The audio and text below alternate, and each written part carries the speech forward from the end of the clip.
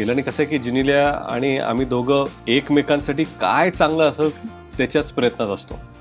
आणि म्हणून आपल्या बाजूनी जर आपल्या सोयीचा निर्माता असेल तर ते फार चांगलं असतं एका दिग्दर्शकासाठी.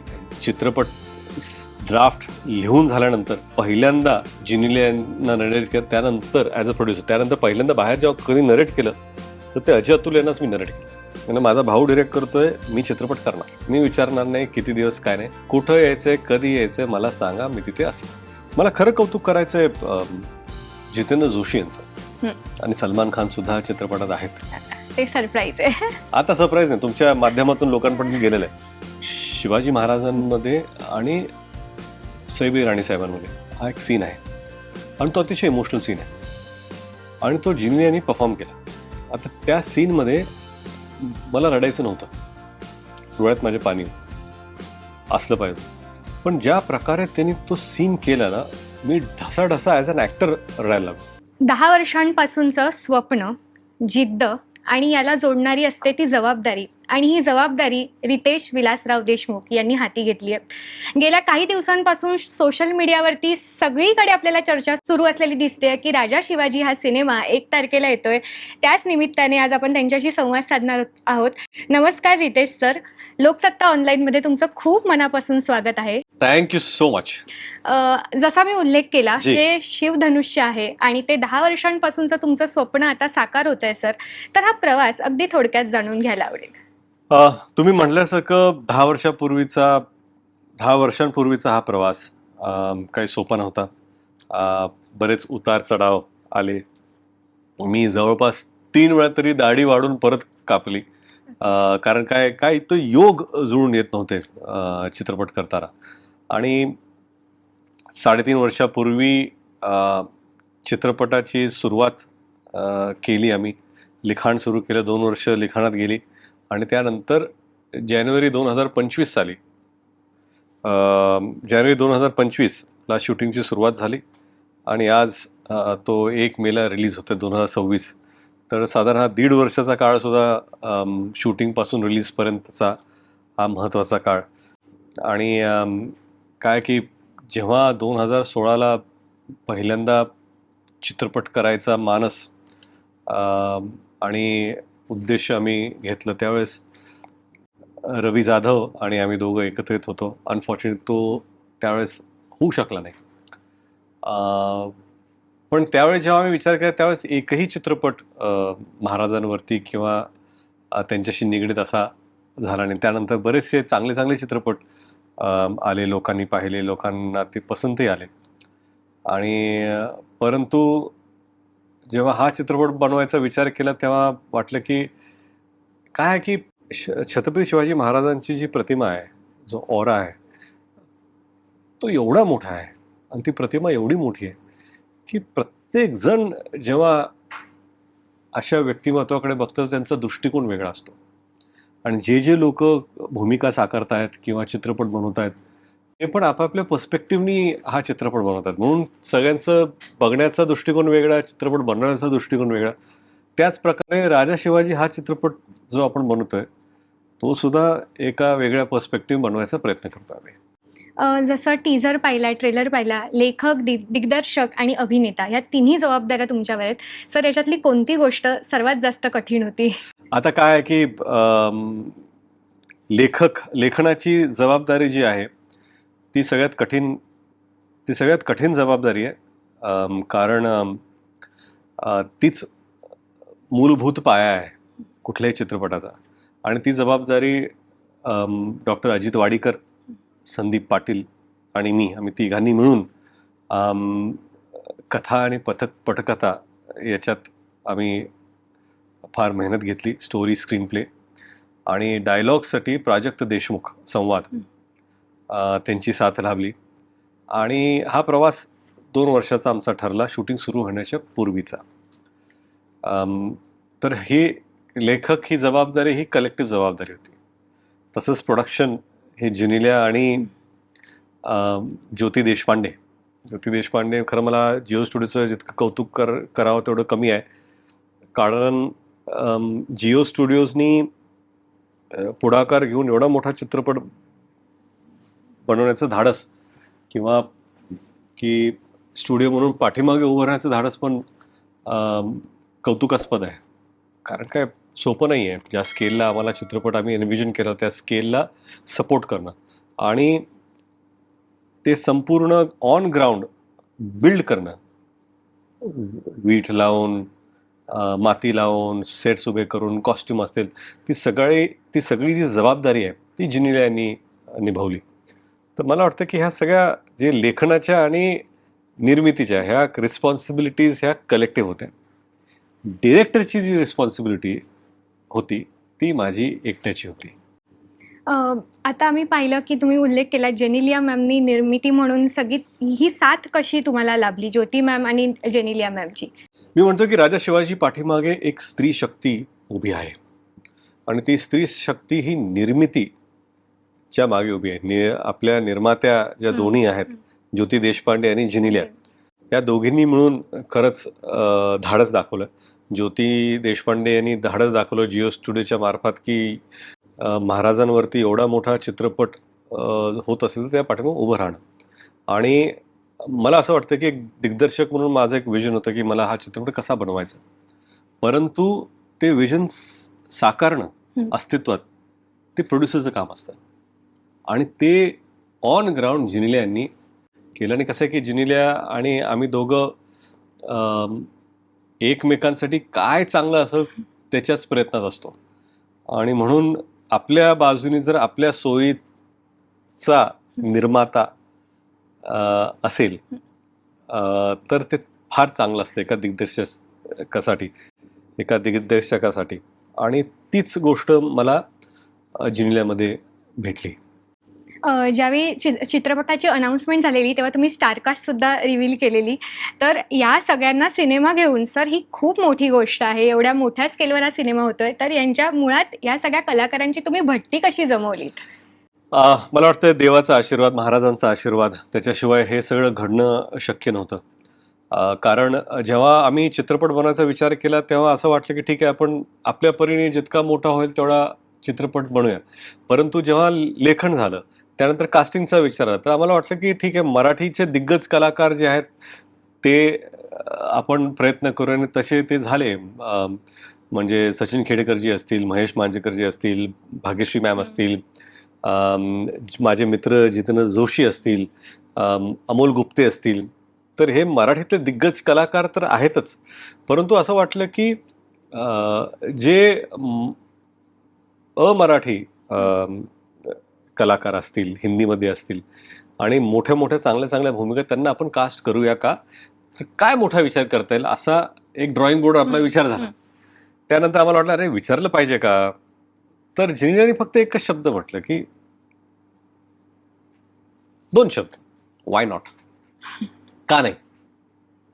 नाहीच म्हणतील ना, त्याच्यापेक्षा अजून काय म्हणणार. पण आपण जर प्रयत्नच केले नाहीत तर हा चित्रपट मोठा कसा व्हायचा. म्हणून पहिल्यांदा मी अभिषेक बच्चन यांच्याकडे गेलो. अभिषेक बच्चन यांना मी म्हणालो की मी एक चित्रपट डिरेक्ट करतोय, त्यात एक रोल आहे आणि मला तुम्हाला, ते म्हणाले डन. मी विचारलं पण ते म्हणाले डन. आणि डन म्हटलं म्हणलं काय नाही, म्हणजे माझा भाऊ डिरेक्ट करतोय, मी चित्रपट करणार, मी विचारणार नाही किती दिवस, काय नाही, कुठं यायचंय, कधी यायचंय मला सांगा, मी तिथे असेल. आणि खरंच त्या व्यक्तीने जेव्हा डेट्स उलट पुलट झाले, कधीही एकाही शब्दाने मला सांगितलं नाही अरे ही तारीख का ती तारीख पाहिजे, मी येतो. संजय दत्त तसंच. विद्या बालन, जेव्हा मी विद्या यांना विचारलं की बाबा हा एक रोल आहे, चित्रपटाचे फार इम्पॉर्टंट रोल आहे, तर तुम्ही हा रोल करणार का. कारण काय तो तसा बडी बेगमचा रोल आहे, अवघड रोल आहे तो, म्हणजे मराठा साम्राज्याच्या विरोधातला रोल आहे तो करणार का. तर त्याने तुम्हाला काय वाटतं हे सगळ्यात चांगला रोल हा कोण करेल. मी तुमच्याशिवाय माझ्या मनात तसं कोण नाही, मला वाटतं की तुम्ही फार छान कराल, मी करते. कारण काय मला कुठेतरी वाटतं की ह्या सगळ्या लोकांनी, हे सगळ्यांची माझी मैत्री तर आहेच, पण मैत्रीच्या पलीकडे जाऊन त्यांनी ह्या चित्रपटात भाग घेतला त्यातल्या त्यात बमन इराणी असतील, नंतर अभिषेक झाले, अमोल गुप्ते, ह्या सगळ्यांनी. मला खरं कौतुक करायचं आहे जितेंद्र जोशी यांचं.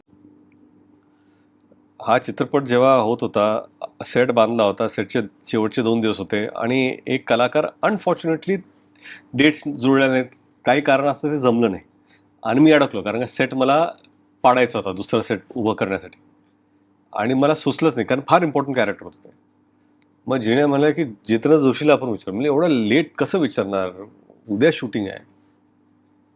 ते व्हाय नॉट, विचारून तो बघा. मी फोन केला, जितू कुठे आहेत? मी इथेच आहे भाऊ, काय म्हणताय? नाही भाऊ, मला उद्या, मी म्हणलं माझं अडकलंय, मी, मला मदत पाहिजे. काय पाहिजे? मला एक रोल आहे, इम्पॉर्टंट रोल आहे आणि तो तुम्ही करावा असं मला वाटतंय. कधी आहे? मी म्हणलं उद्या आहे. आणि संध्याकाळी फोन केला, उद्या? मग लुक टेस्ट वगैरे, म्हणजे लुक टेस्ट आज रात्री करावं लागेल. तेव्हा डन. त्या माणसाने एका फोन कॉलवर असं करणं, हे खरंच मला असं वाटतं की ह्या चित्रपटावर खरंच तुम्ही जे म्हटलं की एवढ्या सगळ्या लोकांना घेऊन तुम्ही चित्रपट बनवताय, हे सगळं लोकांचं प्रेम आहे. पण प्रेम असूनही कधी कधी ते योग इतके वर्ष जे जुळून आलं आणि ते नंतर जुळून आलं, ते अशा प्रमाणात जुळून आलं की सगळेच हो म्हणाले. आणि आज जाऊन हा चित्रपट होतोय किंवा झाला, आता रिलीज होईल, तर महाराजांच्या आशीर्वादाशिवाय हे शक्य नाही. सर, कास्टिंगचा विषय निघालेला, अजून एक नाव चर्चेत होतं, ते म्हणजे सलमान खान सिनेमात दिसणार. तर या चर्चा खऱ्या आहेत का सर? काय आहे ना की लय भारी मी केला, त्यात सलमान भाऊ होते. त्यावेळेस ते म्हणाले की मला या चित्रपटात एक सीन करायचा आहे, आणि ते जुळून आलं. वेड चित्रपट मी डिरेक्ट केला. मला एका गाण्यात त्यांची गरज होती. मी त्यांना फोन केला, मी म्हणालो भाऊ मला भेटायचं आहे. ते म्हणाले डन. मी म्हणले कधी येऊ? ते म्हणे नाही, ज्याच्यासाठी भेटायचं ते डन. मी ते म्हणे मला विचारत होतं किती दिवस शूटिंग आहे?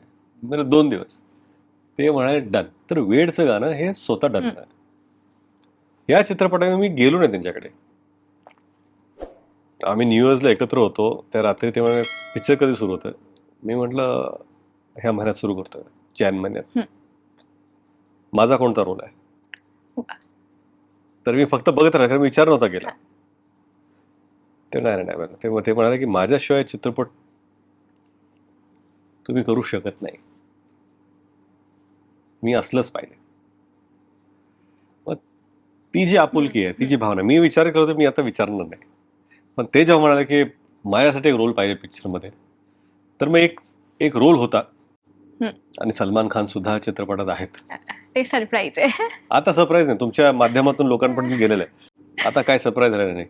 अजून एक महत्वाची गोष्ट, अजून एक आहे, अँथम सॉन्ग येतंय सर, जी. अंगावर काटा आला बीटीएस हो. व्हिडिओ पाहून. अरे थँक्यू. खूपच सुंदर आहे. आणि Thank you. अजय अतुल आणि तुमच्या सिनेमाचं एक समीकरण झालेलंच आहे. जी. तर प्रत्येक गाण्यात तुम्ही इनपुट्स दिलेले आहेत का त्यांना काही? नाही, मला वाटतं की म्हणजे गाण्याचे इनपुट्स नाहीत. अजय अतुल हे गाण्याचे इनपुट घेतात, चित्रपटाचे इनपुट घेतात. आणि ते दोघं माझे भाऊच आहेत. आम्ही 5 वर्षापासून सातत्याने याच्याबद्दल बोलतोय.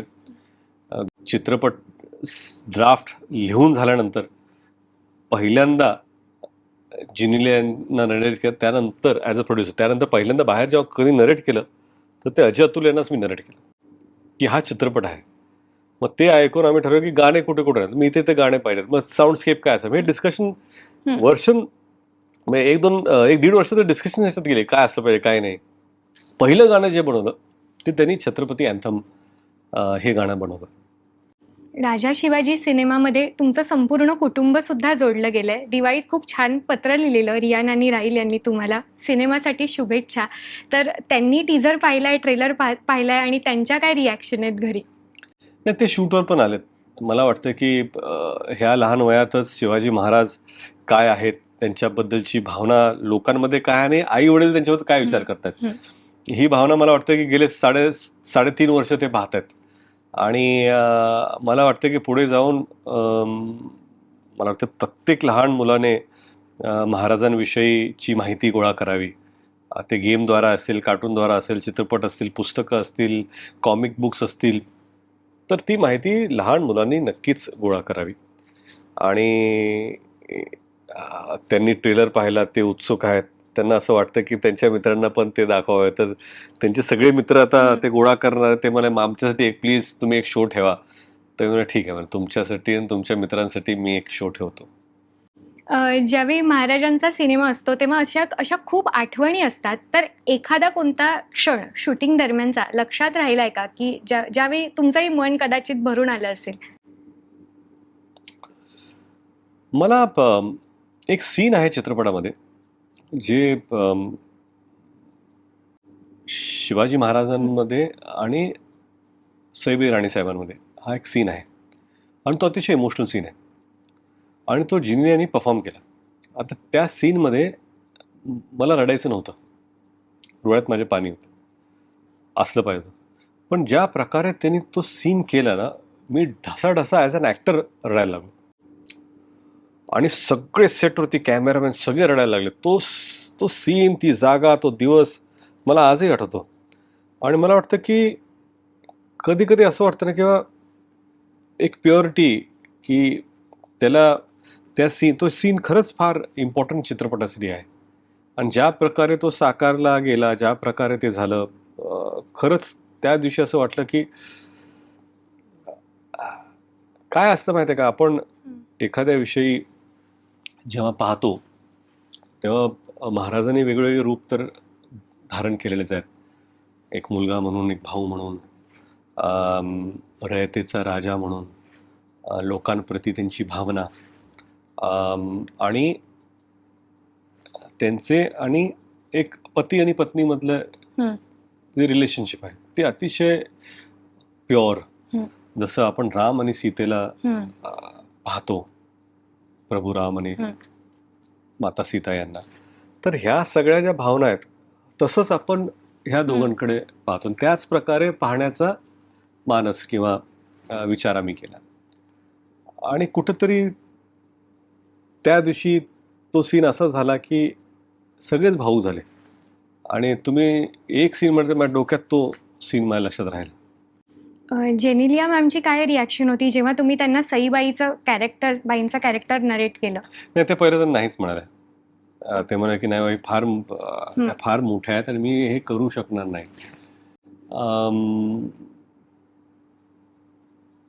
तर जेव्हा कसं आहे की आत्ता जेव्हा मी त्यांना विचारतो किंवा विचारते, ते म्हणतात की खरंच हे एक सौभाग्य आहे की अशा व्यक्तींना आपण चित्रपटाच्या द्वारे एका पडद्यावर साकारतोय.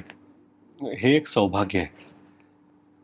आणि ते सौभाग्य मला वाटतं की या चित्रपटाने प्रत्येक कुठलाही रोल काय आहे की इव्हेंच्युअली आपण जेव्हा हा चित्रपट करतोय तर आपली भावना काय आहे. आपण सगळे छत्रपती शिवाजी महाराजांचे मावळे आहोत.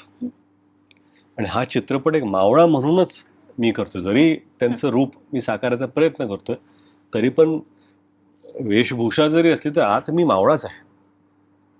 मी कधीही असा विचार करू शकतो, आपली तुलना पण होऊ शकत नाही. म्हणून आपण एक मावळे आहोत अशाच पद्धतीने. आणि हे कार्य आपल्याला प्रामाणिकपणे लोकांपुढे घेऊन जायचं. सर, महाराजांची भूमिका साकारताना अनेक गोष्टी येतात. मग ते शरीरयष्टी असू दे किंवा तुम्ही त्या भूमिकेसाठी काय मेहनत घेतलेली पूर्णपणे, म्हणजे एक विशिष्ट. मी तुम्हाला सांगू का, खरं तर ह्या भूमिकेसाठी मी भरपूर ट्रेनिंग वगैरे केली होती. आणि एक चित्रपट होता, ट्रेनर घेऊन मी युरोपला शूट होतो, मी तिथं ट्रेनर घेऊन गेलो, हाऊसफुल 5. आणि चित्रपट सुरू व्हायच्या आधी ट्रेनिंग करताना मला इंजुरी आली, माझा शोल्डर फाटला. आणि म्हणून मी काहीच करू शकलो नाही त्यानंतर. आता तुम्ही मला जर हाऊसफुलमध्ये जर बघितलं ना, मी बल्टअप आहे. आणि नंतर मी ट्रेन करू शकलो, काहीच वेट उचलू शकतो. त्यामुळे ते हळूहळू. तर कधी कधी काय होतं माहिती आहे ना, कधी कधी आपले प्रयत्न जरी प्रामाणिक असले तर ते सूट होऊन येत नाही. मग ते वाटतं की अरे ते काहीतरी पण हरकत नाही. ती इंजुरी असली तरी ती इंजुरी घेऊन हे एवढा चित्रपट आपल्याला करायचा आहे, सगळं सेट झालं तरी प्रामाणिकपणे प्रयत्न केले तर ॲक्शनच्या ट्रेनिंग असतील, ॲक्शन ट्रेनिंग असेल, ह्या सगळ्या गोष्टी अम, ज्या चित्रपटाची गरज होती ते करण्याचा सगळ्यांनीच प्रयत्न केला. ऐतिहासिक चित्रपट म्हटलं की खूप जबाबदारी येते, मग अनेक गोष्टी येतात, गाण्यांमधून काही जाऊ नये किंवा ट्रेलरमध्ये वगैरे. जी. तर अशा पद्धतीच्या गोष्टींची काळजी तुम्ही एक दिग्दर्शक म्हणून कशी घेतली? मला वाटतं की मूलभूत आपला जो महाराजांप्रती आदर आहे हं. तो आपण विसरता कामा नये. आपली भावना जी आहे ती प्युअर असणं फार गरजेचं आहे.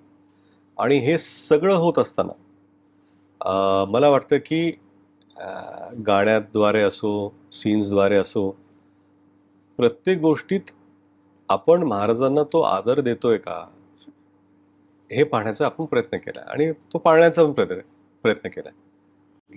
सर, खूप छान वाटलं तुमच्याशी बोलून. आता सिनेमा येतो 1 तारखेला, त्यासाठी लोकसत्ता ऑनलाईनकडून तुम्हाला खूप साऱ्या शुभेच्छा आणि तुम्ही वेळ दिलात आमच्याशी गप्पा मारायला, त्यासाठी थँक यू. नाही, थँक्यू. नाही, तुम्हाला टीजर आवडला आणि तुम्ही प्लीज चित्रपट बघायला जा. आणि तुमच्या माध्यमातून मला सगळ्यांना सांगायचं की 1 मेला राजा शिवाजी हा आपले आराध्य दैवत छत्रपती शिवाजी महाराजांच्या आयुष्यावर हा चित्रपट आणि त्यांच्या शौर्यगाथेवर हा चित्रपट येत आहे. तर कृपया आपण आपल्या परिवाराला, घरातल्या जे लहान मुलं आहेत, आजी आजोबा सगळ्यांना घेऊन हा चित्रपट आपला स्वतःचा चित्रपट असं समजून नक्की जा.